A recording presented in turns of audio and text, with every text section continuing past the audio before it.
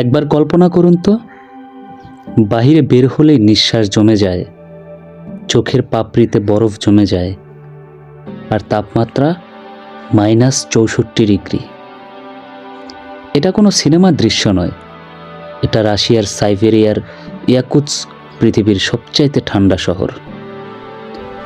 এ শহর এতটাই ঠান্ডা যে আমাদের ঘরের ফ্রিজও এর থেকে গরম মনে হবে।